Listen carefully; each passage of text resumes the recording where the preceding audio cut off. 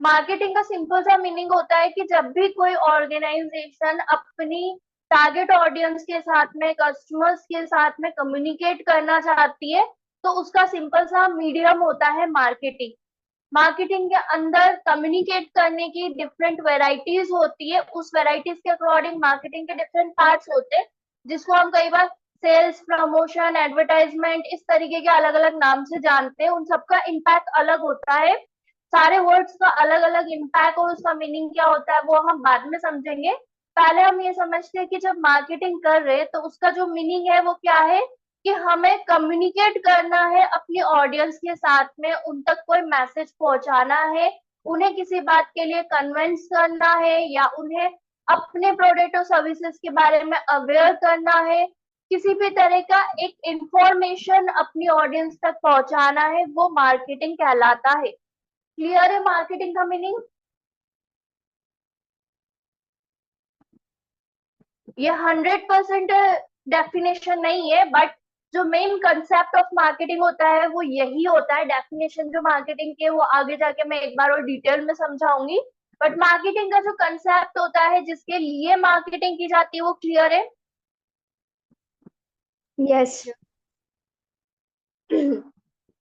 तो अगर मार्केटिंग हम कर रहे हैं लोगों के साथ कम्युनिकेट करने के लिए, तो ऑब्वियसली कम्युनिकेशन करने के लिए किसी वर्ड्स की भी जरूरत पड़ती है, या किसी तरह के ग्राफिक्स की जरूरत पड़ती है। वी ऑल नो दैट कि इमेजेस को कहा जाता है 1000 वर्ड्स के बराबर एक इमेज होती है। Same as it is graphic में अगर आप वीडियोस की भी बात करें तो उन्हीं उसका भी इसी तरीके का इम्पैक्ट होता है। तो चाहे वो इमेजेस हो, वर्ड्स हो, वो सारी चीजें आपकी कंटेंट कहलाती है। और मार्केटिंग जब हम कर रहे हैं तो उसमें कंटेंट का एक बहुत इंपॉर्टेंट रोल होता है।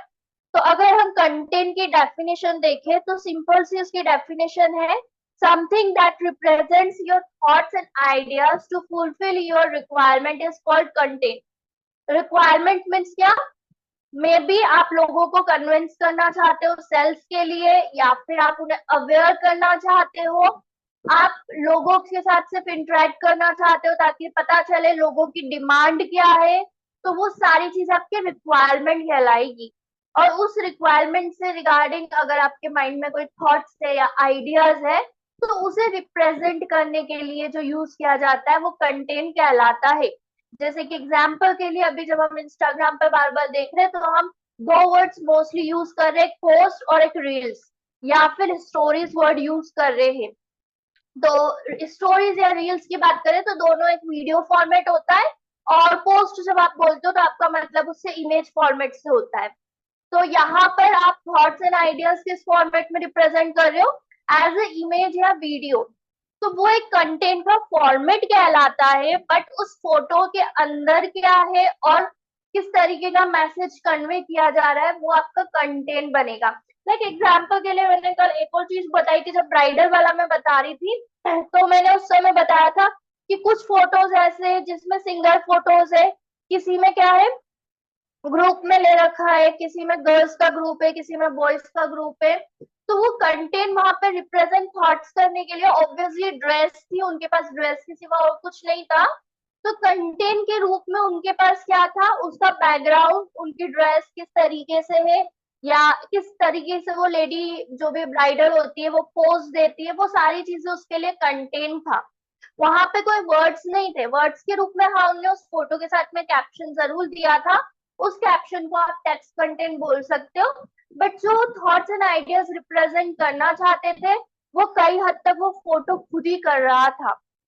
तो यहाँ पे कंटेंट जब हम कह रहे हैं तो वो थॉट्स एंड आइडियाज मीन्स क्या था, ब्राइडल कलेक्शन में किस तरह की ड्रेसेस होती है, उनके जो ड्रेस का मटेरियल होता है या रेट होता है, या उसके ऊपर वर्क कैसा होता है, ज्वेलरी किस तरीके से कैरी कर सकते हैं, वो सारी चीजें उस फोटो में वो लोग रिप्रेजेंट कर देते थे। उसके सिवा अगर कैप्शन में वो ज्यादा कुछ नहीं भी लिखते तो भी चलता, और हमने देखा था कैप्शन में वाकई में ज्यादा कुछ था भी नहीं, सिर्फ एक छोटी सी लाइन और कुछ टैग्स और उनकी कॉन्टेक्ट डिटेल्स थी, बाकी सारा फोटो से रिप्रेजेंट हो रहा था।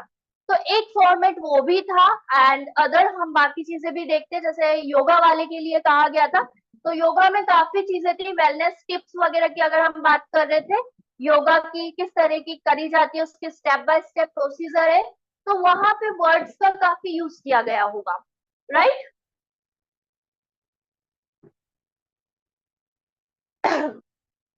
हाँ क्लियर है? यस हाँ मैम। कंटेंट डिफरेंट तरह के हो सकते हैं वहां पर, बट उनका जो एक मेन मोटो है वो क्या है, जो भी ऑर्गेनाइजेशन है जो अपनी कम्युनिकेट करना चाहती है ऑडियंस के साथ में, जैसे हम इंस्टाग्राम पेजेस वगैरह की बात करते हैं तो वहाँ फॉलोअर्स होते हैं, यूट्यूब पे सब्सक्राइबर होते हैं, उनके साथ कम्युनिकेट करने के लिए जिस भी तरह का आप थॉट्स एंड आइडियाज रिप्रेजेंट जिस भी वे में कर रहे हो, वो उसका कंटेंट कहलाएगा। जितना इम्पैक्टफुल कंटेंट होता है उतनी अच्छी आपकी ऑडियंस के साथ में बॉन्डिंग होती है। अगर बॉन्डिंग आपकी स्ट्रॉन्ग हो रही है, लोगों को आप जो कहना चाह रहे हो वो मैसेज प्रॉपरली पहुंच रहा है, तो वो कंटेंट बेस्ट कंटेंट कहलाता है। बट अगर आप अपना मैसेज कन्वे नहीं कर पा रहे हो तो वो कंटेंट अच्छा नहीं कहलाता है।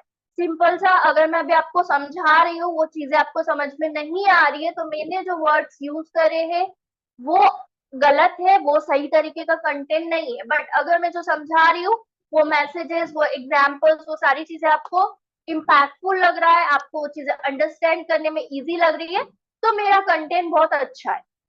ठीक है? Yes ma'am. Next, why content is use for marketing.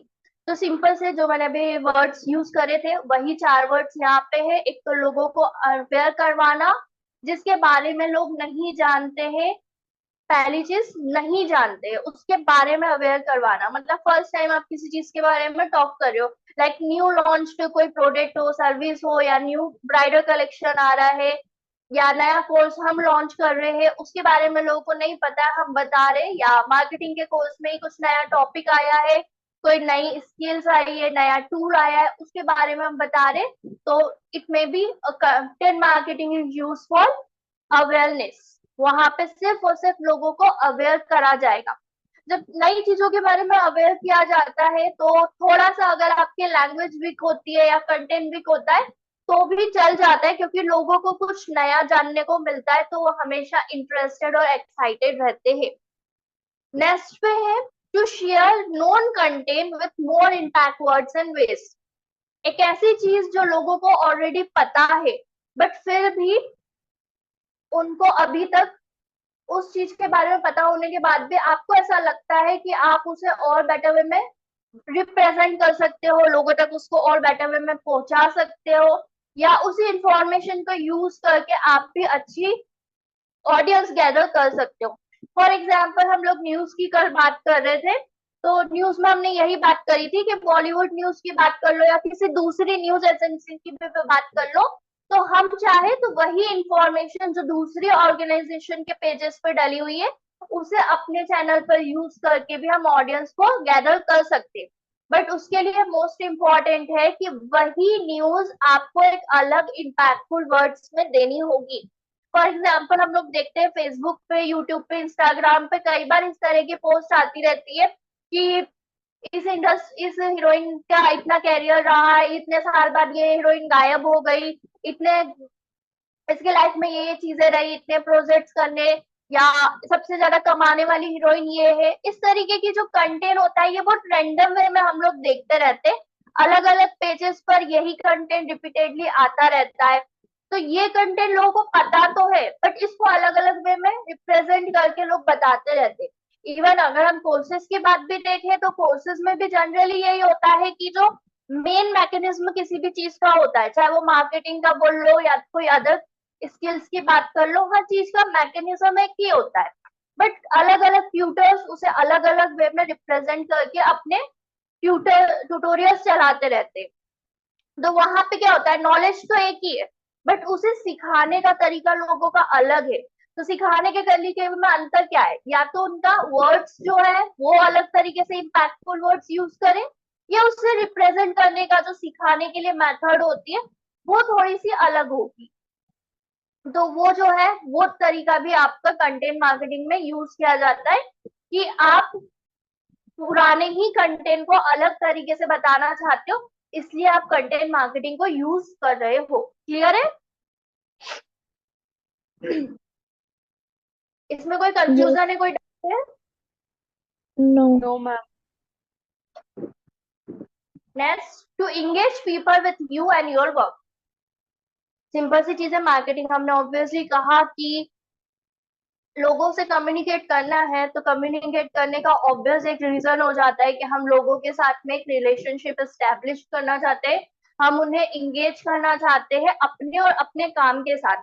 काम से मतलब हो सकता है जो भी आपका प्रोडक्ट है आप चाहते हो उसे वो सामने वाला खरीदे, या आप किसी अवेयरनेस ऑर्गेनाइजेशन, चैरिटी ऑर्गेनाइजेशन से रिगार्डिंग है, तो आप चाहोगे कि लोगों को आपके काम के बारे में पता हो, चाहे वो उसमें इन्वेस्ट करे या ना करे, दूसरे लोगों के बीच में भी उसकी अवेयरनेस फैलाए। तो लोगों को कहीं ना कहीं अपने वर्क से इंगेज करने के लिए आप कंटेंट मार्केटिंग कर सकते हो। इसके बाद to convince your audience for purchase your services और प्रोडक्ट्स। कोवेलेंस का मतलब सिंपली कन्विंस करना लोगों को, इतना अपने बारे में इतने अच्छे से बता देना कि वो कन्विंस हो सके कि उन्हें क्यों परचेज करना है आपकी सर्विसेज या प्रोडक्ट्स, या जिस भी तरीके का आप अगर कुछ चीज सेल कर रहे हो तो उस सेल में उनको कैसा अपना कंट्रीब्यूशन देना होगा, उसके बारे में आप उसे कन्विंस कर पाए। ठीक है, क्लियर है इतना? Yes, ma'am. इसमें कोई डाउट है? तो लाइक हम लोग तो जब बार बार बात कर रहे थे कि किस तरीके का कंटेंट है चेक करके बताओ, किस तरीके का कंटेंट है चेक करके बताओ, तो वहां पे ये 4 कैटेगरीज अब आपको ध्यान रखनी पड़ेगी। अभी तक जैसे सर्च कर रहे हो वैसे ही सर्च करना। एक चीज और मैं साथ में ऐड कर रही हूँ, अब अभी तक जो आप कर रहे थे वो आप अपनी मर्जी से किसी भी डोमेन का कोई भी प्रोफाइल उठा के काम कर रहे थे, बट अब आपको सिर्फ और सिर्फ डिजिटल मार्केटिंग ऑर्गेनाइजेशन पर ही काम करना होगा। ठीक है, डिजिटल मार्केटिंग का काम या सिर्फ मार्केटिंग का काम करने वाली ऑर्गेनाइजेशन के जो सोशल मीडिया पेजेस है या वेबसाइट है, फेसबुक पेज है या इंस्टाग्राम पेज है या लिंक्डइन पर अगर आपका प्रोफाइल है तो वहां पर जाकर आप चेक कर सकते हो, और उनकी प्रोफाइल्स पर जाके चेक करना है कि उनने जो अभी तक कंटेंट अपलोड कर रखे हैं वो इन 4 कैटेगरीज में से कौन सी कैटेगरी में ज्यादा है, या चारों कैटेगरी में होंगे तो भी उसमें किस तरीके के कंटेंट है आपको चेक करके बताना है। ठीक है, Okay. कंटेंट का अगर हम टाइप्स की बात करें, अभी हमने सिर्फ पर्पस देखा था, एक तो कि 4 तरह के पर्पस थे हमारे पास। एक तरीके से अवेयरनेस फैलाना है, इंगेज करना है लोगों को, सेल्फ के लिए कन्विंस करना है। इस तरीके के हमारे पास 4 अलग अलग कैटेगरीज निकल रही थी, उन्हीं 4 कैटेगरीज को हमने यहाँ पर अलग से ऐड किया है और उसको एक अलग ग्राफ के रूप में बताते हुए बताया कि किस कैटेगरी के लिए किस तरीके का कंटेंट ज्यादा यूज किया जाता है। तो अगर इस ग्राफ को आप देख रहे हो तो यहाँ पर आपको ऊपर 2 एरो के साथ में वैल्यूज दिख रही है, अवेयरनेस टू परचेज, और इधर वर्टिकल लाइन में इमोशनल टू रेशनल, ये 2 वर्ड्स दिखाई दे रहे। फिर उसके साथ में अंदर बॉक्सेस में अंदर 4 कलर्स में 4 वर्ड्स लिखे हुए, entertainment, inspire, educate and convince. अंदर ये जो 4 वर्ड्स लिखे, इंटरटेनमेंट, इंस्पायर, एजुकेट और कन्विंस, ये चारों पर्पस है कि किस पर्पस से आपने कंटेंट लिखा है। चाहे कोई भी ऑर्गेनाइजेशन हो, उसमें हमेशा ऐसा नहीं होता है कि हमेशा जितनी भी चीजें मार्केटिंग के लिए पोस्ट कर रही है ऑर्गेनाइजेशन वो सिर्फ लोगों को खरीदने के लिए ही कन्विंस करेगी, उसके सिवा कुछ और नहीं करेगी। कंपनी कन्विंस करने के साथ साथ और भी बहुत सारी चीजें करती है जिससे लोगों को सिर्फ इंगेज किया जाए या लोगों को अवेयर किया जाए। तो वहां पर उस चीज को ध्यान में रखते हुए हमेशा कोई भी ऑर्गेनाइजेशन हो वो 4 तरह के कंटेंट बनाती है। पहला होता है इंटरटेनमेंट। इंटरटेनमेंट का मतलब सिर्फ लोगों को इंगेज करना, जो हमने 3rd नंबर का पॉइंट देखा था, पीपल को इंगेज करना उनके साथ या उनकी ऑर्गेनाइजेशन के साथ, उनके वर्क के साथ या उनके प्रोडक्ट के साथ। अगर आपको याद हो तो बचपन में बहुत सारे मोनेको, ये टैक्सेक, इन सबके बिस्किट वाले आते थे स्कूल में और वो उसकी कुछ कुछ चीजें बना बना के दिखाते थे, मतलब इतने तरह के उसके सैंडविच बना लो, इतने इस तरीके का उसके स्माइली बनाओ, और वो आपको मोनेको बिस्किट की इतनी अच्छी अच्छी खूबियां दिखाकर कन्विंस करने की कोशिश करते थे कि आपको ये खरीदना चाहिए। बट वहां पे वो आपको खरीदने का बोलते नहीं थे, वो सिर्फ आपको इतनी अच्छी चीजें बनाकर दिखाते थे और फ्री में आपको बिस्किट का पैकेट भी दे जाते थे। वो आपको बच्चे हो इसलिए आपको बोलते भी नहीं थे कि आप खरीदो। याद है? Yes, होता था ma'am. ऐसा? Yes, ma'am. ऑब्वियसली इतना चेंजेस नहीं हुआ है आपकी एज में और मेरी की सिमिलर ना रहा हो बचपन इतना। तो वो वाला जो बिस्किट वाला सिस्टम था, वो सिस्टम भी आपका एक इंटरटेनमेंट जोन में जाता था कि वो आप लोगों के लिए एक मनोरंजन ही होता था, आप एंजॉय करते थे उस चीज को। वहां पर आपको ऐसा नहीं लगता था कि कोई एक मोनेको की बिस्किट वाली कंपनी आई है और आपको बिस्किट खिला के जा रही है, तो वो आपको आपसे पैसे लेके जा रही है या आपको बोल के जा रही है कि आप खरीदो। वो एक अंडरस्टूडेबल उनके पेरेंट्स को समझ में आ जाता था कि यार मोनेको बिस्किट वाले आके गए, आप जब घर जाके उसको ये सुनाने वाले हो अपने पेरेंट्स को कि ऐसा ऐसा हुआ था, इस तरीके के बिस्किट खिलाया था, तो वो ऑटोमेटिक पेरेंट्स को समझ में आ गया कि अब बच्चे को ये बिस्किट खिलाना पड़ेगा अपने को खरीद के। तो वहां पे क्या होता था, वो एक इंटरटेनमेंट जोन क्रिएट किया जाता था ये अवेयर कराने के लिए कि हाँ हम एग्जिस्ट करते हैं। वो जो था वो इंटरटेनमेंट जोन का एक तरीका था, एक एक्टिविटी परफॉर्मेंस थी जिससे लोगों के बीच में एंगेजमेंट क्लियर होता था। ऐसे ही बहुत सारी और भी चीजें, अब ऑनलाइन की वर्क में अगर हम लोग बात करें तो हम डायरेक्ट स्कूल में जाके उस तरह की चीजें नहीं करते, तो हम क्या कर सकते हैं? यहाँ पे है viral quizzes, competitions, games, branded videos थोड़ा सा हम ओमिट करके चलते हैं। इसके सिवा जो बाकी के ऊपर के चार है वो क्या है? वायरल्स मतलब क्या, कुछ इस तरीके की कॉमेडी काइंड ऑफ चीजें बनाकर, या अभी कुछ ऐसा चल रहा है जिसके रिगार्डिंग हम बना सकते हैं।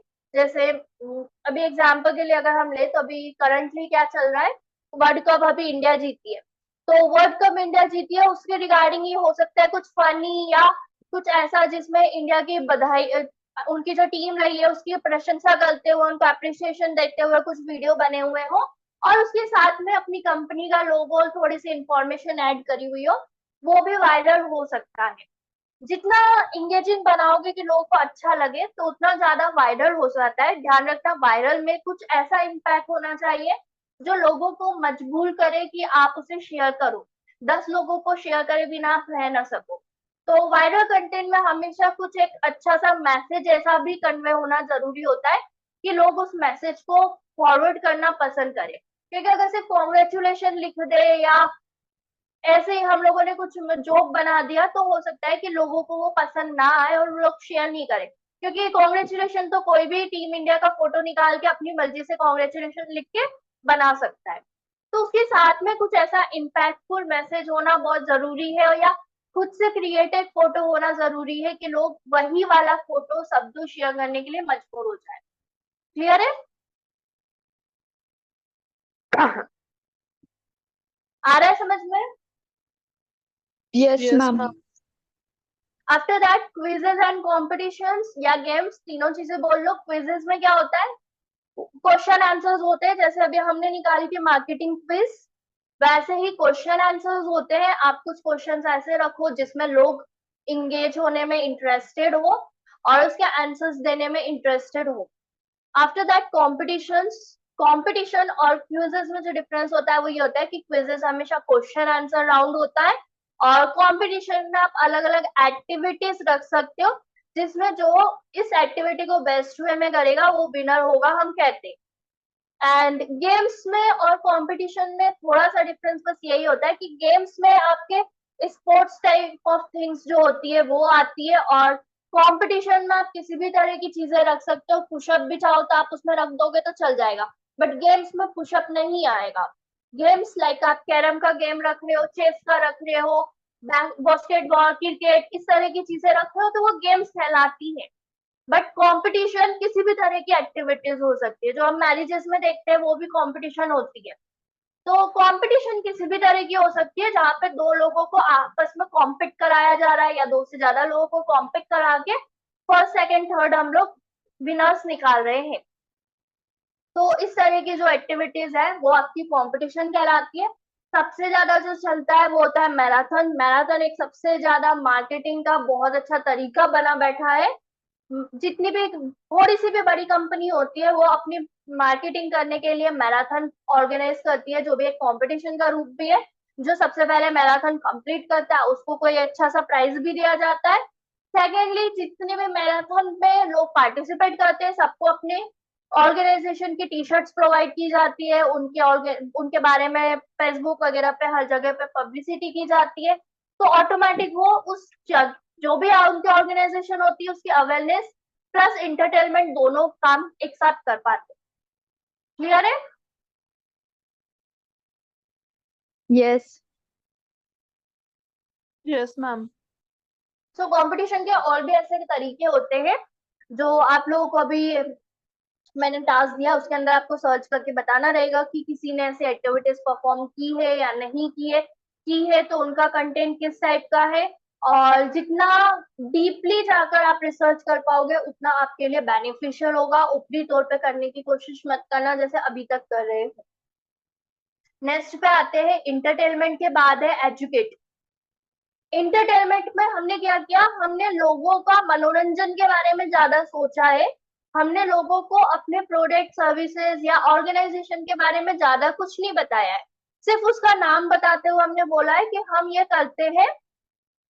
सॉरी, हमने सिर्फ नाम बताते हुए बताया है कि हमारी ये ऑर्गेनाइजेशन है, ये आपके लिए ये वाली एक्टिविटी ऑर्गेनाइज कर रही है, आप पार्टिसिपेट करो, आप एंजॉय करोगे। इससे ज्यादा हमने और कुछ भी नहीं बताया। अब ये सामने वाले के ऊपर है कि वो ऑर्गेनाइजेशन के बारे में ज्यादा डिटेल निकालना चाहता है नहीं निकालना चाहता है।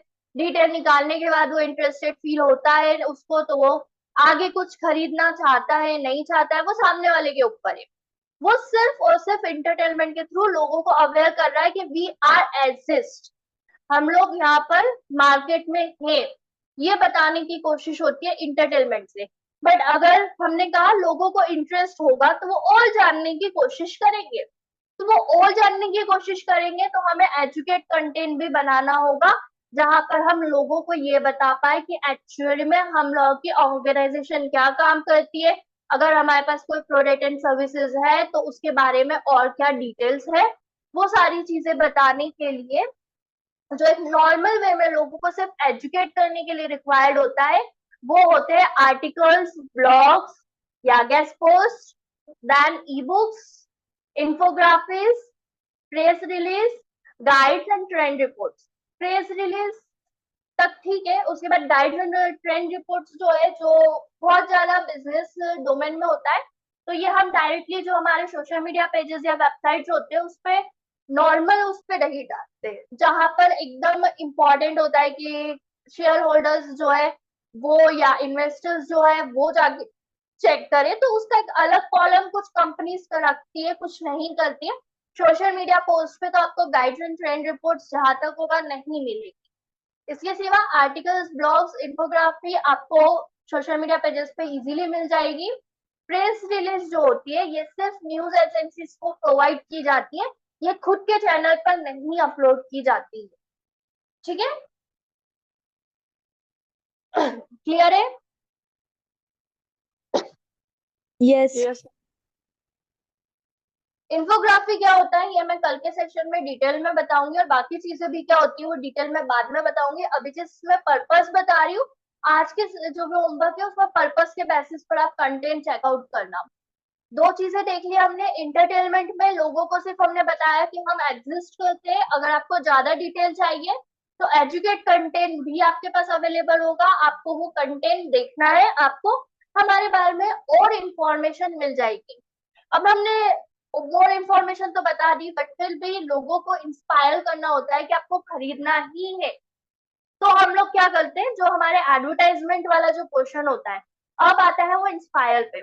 जितनी भी सेलिब्रिटी एंडोर्समेंट होती है या ब्रांडेड वीडियोस होते हैं, कम्युनिटी फॉलोअर्स होती है, रिव्यूज होते हैं, ये सारी चीजें लोगों को अवेयर करवाने के साथ साथ एक इंस्पायर करती है कि आपको खरीदना ही है। सेलिब्रिटी एंडोर्समेंट मतलब क्या, जितनी भी बड़ी बड़ी सेलिब्रिटीज होती है उनके द्वारा कुछ वीडियोस के फॉर्मेट में ये इंफॉर्मेशन लोगों तक पहुंचाई जाती है कि हम ये प्रोडक्ट यूज करते हैं या हम इसकी रिलायबिलिटी देते हैं कि आप अगर ये प्रोडक्ट या ये सर्विसेज लोगे तो आपको 100% सेटिस्फेक्शन मिलेगा, आप जो भी रिजल्ट चाहते हैं वो रिजल्ट मिलेंगे। जैसे हम कई बार एड्स देखते हैं तो ध्यान रखते हैं एड्स में और एंडोर्समेंट में जो स्पेशल अंतर होता है वो ये होता है कि कुछ एड्स होते हैं जहां पर जो एक्चुअल हीरो हीरोइन होते हैं या जो भी सेलिब्रिटी होती है उनके कैरेक्टर को चेंज करके बताया जाता है। जैसे बीच में अभी टाटा स्काई का एड आ रहा था, उसमें सैफ अली खान और करीना कपूर को अलग अलग रोल में बताया जाता था। कभी एक दोनों कस्टमर और शॉपकीपर के रोल में आ रहे थे, कभी दोनों हस्बैंड वाइफ के रोल में आ रहे थे, तो कभी किसी और रोल में आ रहे थे। वो उनका खुद का सेफ और करीना वाला रोल नहीं था, वो किसी और रोल में आते थे टाटा स्काई के उसमें। जबकि अगर हॉट स्टार का शाहरुख खान वाला एड देखोगे तो वो एज ए शाहरुख खान ही आता था उसमें। देखा कभी ये दोनों एड? हाँ मैम। तो जब शाहरुख खान बनकर ही हॉट स्टार का ऐड करता है तो वो सेलिब्रिटी एंडोर्समेंट कहलाता है। या फिर हम क्रिकेट कोचेस की बात करें तो तीनों कोचेस वाले भी कुछ एड्स आते हैं, जो एक तो वनडे वाला ऐड करते हैं और कुछ दूसरे एड्स भी आते हैं, वो क्रिकेट वाले कोच है और उसी रोल में उसे रखकर ऐड बनाए जाते हैं, तो वो सेलिब्रिटी एंडोर्समेंट कहलाते हैं। बट आप सेलिब्रिटी हो फिर भी किसी और रोल को प्ले करते हुए एडवर्टाइजमेंट कर रहे हो तो वो सिर्फ एडवर्टाइजमेंट कहलाता है, सेलिब्रिटी एंडोर्समेंट नहीं कहलाता है। क्लियर है? Yes. देन कम्युनिटी फोरम्स मतलब कुछ ऐसे चैट ग्रुप्स बनाए जाते हैं जहां पर आप अपनी ऑर्गेनाइजेशन के कुछ सिलेक्टेड मेंबर्स से साथ में कम्युनिकेट कर सकते हैं। जिन लोगों ने सब्सक्राइब किया है, जो लोग उस फोरम से जुड़े हुए, वो अपने थॉट्स एंड आइडिया शेयर कर सकते हैं कि वो किस तरह की सर्विसेज एक्सपेक्ट कर रहे हैं, उन्हें वो एक्सपेक्टेड सर्विसेज मिल रही है या नहीं मिल रही है, कुछ चेंजेस करने की जरूरत है तो क्या कर सकते हैं, वो अपनी प्रॉब्लम डिस्कस कर सकते हैं। वहां पर ही वो लोग शेयर कर लेते हैं कि हम आपकी सारी प्रॉब्लम्स अच्छे से सॉल्व करते हैं, कम से कम प्रॉब्लम्स आती है। That's why you should purchase our products और सर्विसेज। या रिव्यूज हम लोग चेक करते हैं कि रिव्यूज अगर हमें सबसे ज्यादा दिखते हैं, 4 के अबाव होते हैं या ऑब्वियसली 5 होंगे तो 100% रेटिंग एंड रिव्यूज होते, तो हमें अच्छा लगता है कि सबने बहुत तारीफें करी है और तारीफें की है, मतलब ऑब्वियसली वो अच्छा होगा, वो प्रोडक्ट हो या सर्विसेज हो, कोई होटल रेस्टोरेंट जो भी हो, हमको वो जगह अच्छी लगती है जब रिव्यूज और रेटिंग अच्छी होती है। तो वहां पर एक रिव्यूज एंड रेटिंग हमेशा इंस्पायरिंग पॉइंट होता है। इसके सिवा जो कन्वेंस वाला पॉइंट दे रखा है, यहाँ पे कन्वेंस वाले पॉइंट में ज्यादातर वो चीजें हैं जो बड़ी कंपनीज अपने इन्वेस्टर के साथ में एज अ प्रेजेंटेशन यूज करती है। तो मैं ये case studies, checklist, data sheet, calculation, ये सारे पॉइंट्स यहाँ से हटा रही हूँ। रिपोर्ट्स एंड व्हाइट पेपर्स दिया हुआ, ये सारी चीजें हम लोग यहाँ डिजिटल मार्केटिंग में कंसिडर नहीं करेंगे। बट जब हम एज अ बिजनेस बात करते हैं तो वहां पर इस तरीके का कंटेंट काम में आता है।